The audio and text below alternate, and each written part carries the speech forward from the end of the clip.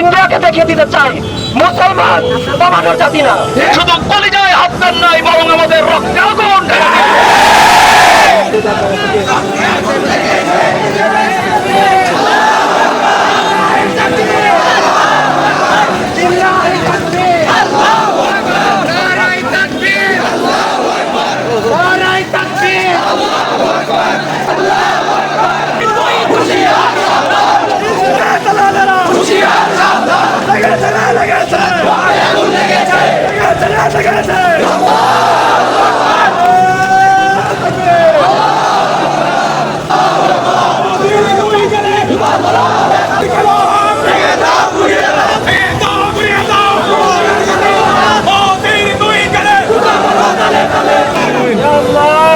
বিচারের জমিনে করে দেবে মাওলা।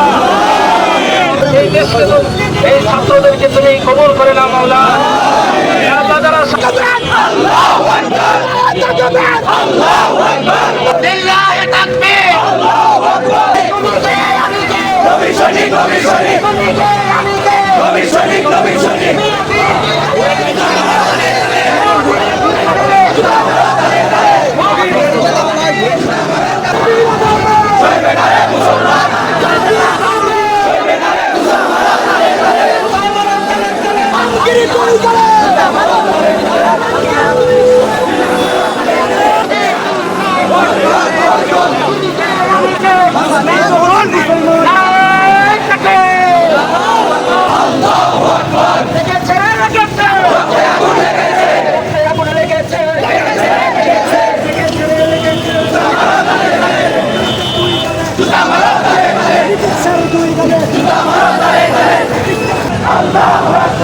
এই বিক্ষোভ সমাবেশ থেকে ইন্ডিয়াকে দেখিয়ে দিতে চাই মুসলমান দমানোর জাতি না।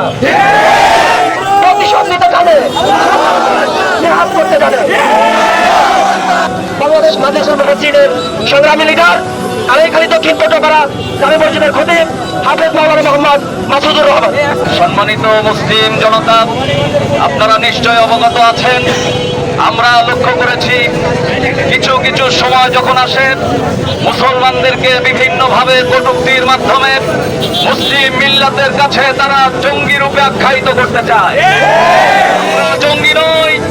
আমরা যদি এটা চাই বাংলাদেশ 95% মুসলমানের দেশ, আমরা যদি মনে করি যেখানে পূজা আর রোজা একসাথেই হয়, আমরা আপনাদেরকে কখনো অসম্মান করে কোনো কথা বলি না।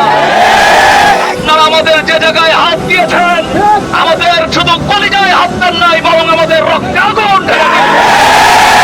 মনে করবেন না মুসলিম জাতি জমিদার জাতি। যদি মনে করে বাংলাদেশের যে সমস্ত মুসলিম রয়েছে 2 মিনিট তারা টিকে থাকার হিংসা নয়, আমরা স্বজন প্রীতি বজায় রেখেছি।